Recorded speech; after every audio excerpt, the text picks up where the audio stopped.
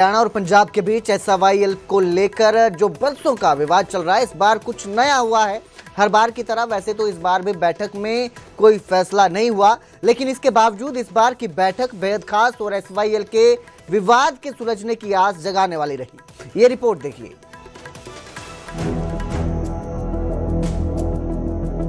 इन दो तस्वीरों को देखिए। पहली तस्वीर SYL को लेकर ताज होटल के अंदर हुई मीटिंग की है और दूसरी तस्वीर हरियाणा पंजाब के मुख्यमंत्रियों की संयुक्त प्रेस कॉन्फ्रेंस की। इन्हीं दो तस्वीरों ने अब SYL विवाद के सुलझने की एक नई उम्मीद जगाई है, क्योंकि अमूमन पंजाब और हरियाणा के बीच SYL को लेकर जब भी मीटिंग हुई तो दोनों ही राज्यों के मुख्यमंत्रियों के बयान और रास्ते अलग अलग होते थे, लेकिन इस बार दोनों ही राज्यों के मुख्यमंत्रियों के सुर, ताल और रास्ते एक जैसे ही नजर आए। लंबे समय का ये विषय है। 9 जुलाई को भी पॉजिटिव वातावरण में बातचीत हुई है और उस बातचीत में आज एक कदम और आगे बढ़े हैं। पंजाब जो है वो पूरे देश की फूड बॉल है। चावल, गेहूं, मक्की, सरसों, बाजरा, जो भी देश को चाहिए होता है वो हम देते हैं। उसके लिए पानी तो चाहिए। बहुत ही अच्छे माहौल के अंदर बातचीत हुई है और जब अच्छे माहौल में बातचीत होती है तो उसके सार्थक परिणाम भी आते हैं। बहुत ही अच्छे माहौल में बातचीत हुई है और ये मुद्दा बहुत देर से चल रहा है। बहुत देर से चल रहा नहीं, लटक रहा कह रहे हैं सब यहाँ। और जैसा कि CM साहब ने बताया कि गुरुओं की वाणी हमें मार्गदर्शन कर रही है। हम भाई कन्हैया जी के वारिस हैं, जिन्होंने युद्ध में दुश्मनों को भी पानी पिलाया था। हरियाणा दुश्मन थोड़ी है हमारा, ये तो भाई है ना। हरियाणा दुश्मन तो नहीं है ना। चंडीगढ़ के सेक्टर 17 में हुई इस मीटिंग में सबसे बड़ी बात जो रही वो ये कि अब अधिकारियों के स्तर पर SYL के विवाद को सुलझाने की कोशिश होगी। अधिकारी लगातार इस पर मंथन करेंगे और फिर रिपोर्ट कोर्ट और मुख्यमंत्रियों को सौंपेंगे। इसके बाद दोनों राज्यों के CM इस रिपोर्ट पर आपस में बात करेंगे और निर्णय तक पहुंचने की कोशिश होगी। आने वाले समय के अंदर क्योंकि हमारे अधिकारियों ने, मान साहब ने बैठ करके ये भी निर्णय किया है कि माननीय सुप्रीम कोर्ट का जो दिशा निर्देश है उनके दिशा निर्देश के ऊपर हम इकट्ठे बैठे हैं। सार्थक बातचीत हुई है। उससे पहले भी हम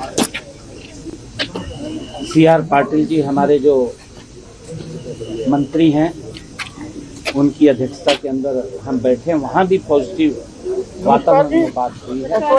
आज भी पॉजिटिव वातावरण में बात हुई है और हमने ये निर्णय किया है कि आने वाले समय के अंदर हमारे अधिकारी स्तर के ऊपर ये बातचीत होगी। क्या चाहते हैं क्या, तो ये फैसला हुआ है आज कि अधिकारीगण बहुत ही फ्रीक्वेंटली मिलेंगे। सिर्फ माननीय सुप्रीम कोर्ट की तारीख की वेट नहीं करेंगे, या तो तारीख के नजदीक जाके या तारीख के बाद। तो माननीय सुप्रीम कोर्ट ने और केंद्र सरकार ने हमें कहा है कि आप दोनों बैठ के बातचीत कीजिए। तो जो दायित्व पंजाब के लोगों ने और हरियाणा के लोगों ने हम दोनों पे दिया है, हम भी चाहते हैं कि कोई ना कोई इसका हल निकले। और अधिकारीगण जो हैं वो बहुत, हो सकता है महीने में 3 भी हो जाए, हो सकता है महीने में 4 भी मीटिंगें हो जाएं। तो अधिकारीगण बैठेंगे दोनों के। इसके साथ ही दोनों राज्यों के मुख्यमंत्रियों के बयान भी इस बैठक के अहम बिंदु रहे। दोनों ही राज्यों के मुख्यमंत्रियों ने बैठक को सकारात्मक बताया, सार्थक परिणाम की बात कही, पंजाब हरियाणा के भाईचारे की भी बात आई। कुल मिलाकर बरसों से चले आ रहे SYL विवाद का हल अब अधिकारियों की बैठक और उनकी रिपोर्ट से निकालने की कोशिश होगी। हालांकि अब ये कोशिश सिरे चढ़ पाएगी या नहीं, ये तो दोनों राज्यों के नेताओं और लोगों की आपसी समझ और भाईचारे पर निर्भर करता है। लेकिन इतना जरूर है कि अभी SYL की राह इतनी आसान नहीं है, क्योंकि SYL के पानी और नहर पर दोनों राज्यों का अपना अपना स्टैंड कायम है। हरियाणा की मांग है कि उसे उसका हक का पानी मिले और समझौतों के तहत पानी दिया जाए। वहीं अब तक पंजाब का स्टैंड ये क्लियर है कि उसके पास हरियाणा को देने के लिए अतिरिक्त पानी नहीं है। इसके अलावा पंजाब की ओर से अभी तक नहर निर्माण पर कोई कदम भी नहीं उठाया गया। SYL के तहत पंजाब और हरियाणा में 212 किलोमीटर लंबी नहर का निर्माण होना था, जिसमें से पंजाब में 121 किलोमीटर नहर का निर्माण होना है, लेकिन अभी तक ये पूरा नहीं हो पाया है। जबकि हरियाणा 91 किलोमीटर की नहर को तैयार कर चुका है। हालांकि अब पंजाब के सीएम ने नहर निर्माण को लेकर भी एक नई बात कही है। नहर में क्या नहर में क्या आता है? एसवाईएल नहर जो है वो बनने नहर में क्या आता है? वो बाद में तय हो सकता है। अच्छा, नहर में जूस छोड़ोगे क्या? नहर में जूस छोड़ोगे? पानी जब पानी तो डिसाइड कर ले, नहर बना देंगे। बहरहाल हरियाणा और पंजाब के बीच हुई इस सकारात्मक मीटिंग के बाद अब इंतजार उस फैसले का है जिससे दोनों राज्यों के बीच बरसों से चला आ रहा ये विवाद सुलझ जाए। Bureau report, news 18 Punjab Haryana.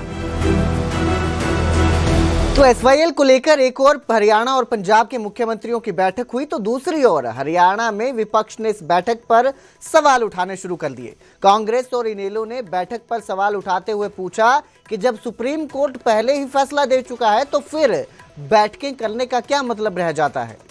वार्तालाप का क्या मायने है?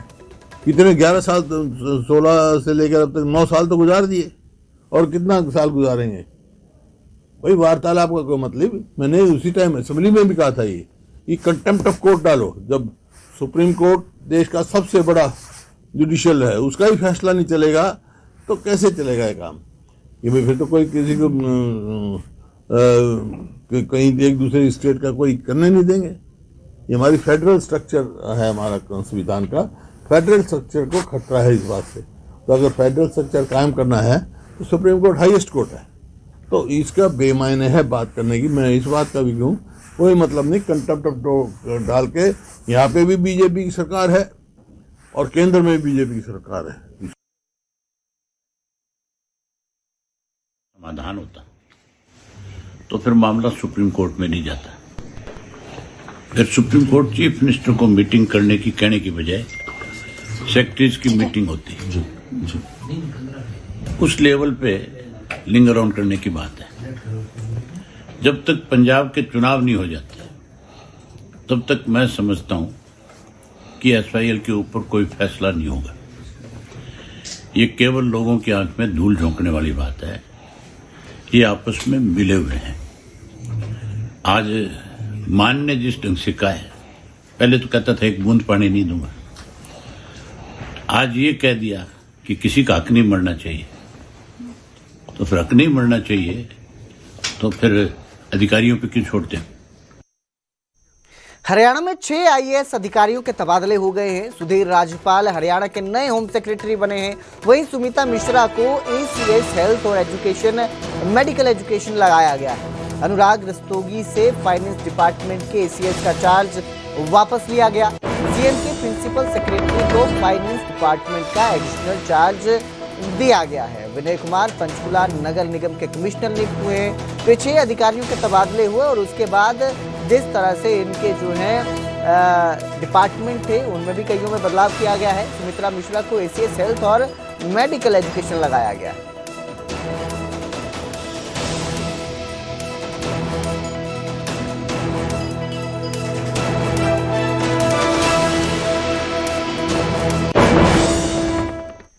बैंक कर्मियों की देशव्यापी हड़ताल का असर हरियाणा में भी देखने को मिला और हरियाणा में भी बैंक कर्मचारी हड़ताल पर रहे। बैंक कर्मचारियों की हड़ताल का जो असर है कई जिलों में दिखा। बैंकों पर ताला लटका रहा, ग्राहकों को बिना काम के वापस लौटना पड़ा। महेंद्रगढ़, हिसार, सोनीपत में कर्मचारियों की स्ट्राइक की तस्वीरें सामने आई है। ये 3 तस्वीरें आपकी स्क्रीन पर हैं। महेंद्रगढ़, सोनीपत और हिसार की तस्वीरें हैं जहां बैंक कर्मचारियों ने हड़ताल की और जमकर प्रदर्शन किया। दरअसल ये जो बैंक कर्मचारी हैं ये 5 डे वर्किंग की मांग कर रहे हैं और इसी को लेकर ये हड़ताल की गई है। 5 डे वर्किंग का मतलब है कि सप्ताह में 5 दिन जो है वो वर्किंग रहेगा, बाकी 2 दिन जो है वो अवकाश रहेगा। तो यही कर्मचारियों की मांग है जिसको लेकर ये देशव्यापी हड़ताल हुई और हरियाणा में भी इसका असर नजर आया।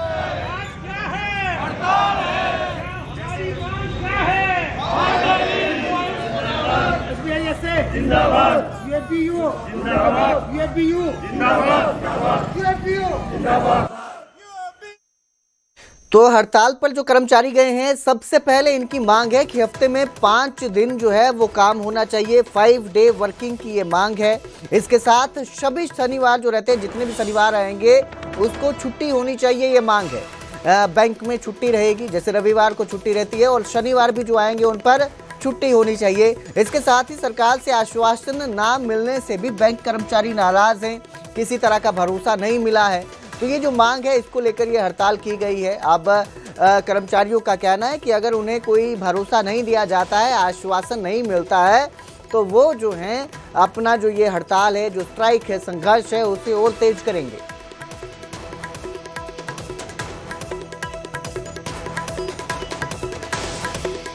हमारी मांगे ये हैं कि हम अपनी तनख्वाह कटवा के और एक दिन की हड़ताल कर रहे हैं। अभी ये सांकेतिक हड़ताल है। पहले जो सेटलमेंट हुआ था 2023 में, उसमें हमें ये आश्वासन दिया गया है सरकार की तरफ से कि हमारी 5D बैंकिंग ज़रूर लागू होगी, और उसमें हमारी जो यूनियन और उनके बीच में एग्रीमेंट जो हुआ था, उसमें यही आश्वासन दिया गया था कि ये जल्दी लागू हो। इतने दिनों के बावजूद भी हमारी सरकार से यही रिक्वेस्ट है कि इस मांग को हमारी को पूरा किया जाए। तो हमारा बैंकिंग शेड्यूल बनाया गया था, वो पास होने के बाद भी इम्प्लीमेंट नहीं किया जा रहा है गवर्नमेंट के द्वारा, और गवर्नमेंट बहुत हल्के में ले रही है बैंकर्स कम्युनिटी को। तो इसका रोष दिखाते हुए आज हमने हड़ताल की है, और हम डिमांड कर रहे हैं कि ये लॉन्ग पेंडिंग डिमांड हमारी पूरी हो। तो उसकी इम्प्लीमेंटेशन के लिए आज से लगभग 20 महीने पहले सरकार ने ये हमारी मांग मान ली कि बैंकों के अंदर 5 दिन का वीक होगा, लेकिन लगभग 2 साल बीतने के बाद भी अभी तक वो इम्प्लीमेंट नहीं। और अब जिक्र करेंगे हरियाणा में मौसम के बदले मिजाज की। कई जिलों में बारिश और ओलावृष्टि हुई है, और बारिश और ओलावृष्टि से एक बार फिर प्रदेश का जो तापमान है वो गिरता नजर आ रहा है। गुरुग्राम में बारिश से तापमान में गिरावट दर्ज की गई, महेंद्रगढ़ में ओलावृष्टि हुई, हिसार में भी बारिश के साथ ओले गिरे हैं। तो जिस तरह से मौसम ने करवट ली है, मिजाज बदला है मौसम का, एक बार फिर ठंड बढ़ती नजर आ रही है, तापमान में गिरावट हो रही है। और जो ये ओलावृष्टि हुई है, ये भी फसलों के लिए नुकसानदायक साबित हो सकती है। अगर भारी मात्रा में ओलावृष्टि होती है तो फसलों को नुकसान होगा, और एक बार फिर से ठंड जो है वो अपना प्रकोप दिखाती नजर आ सकती है। हालांकि बताया जा रहा है कि अगले 2-4 दिन इसी तरह के मौसम की संभावना जताई जा रही है। तो जो लोग हैं उनकी परेशानी भी बढ़ सकती है बारिश के चलते, लेकिन मौसम का बदला मिजाज जो है एक बार फिर ठंड के कहर को दर्शाने वाला है।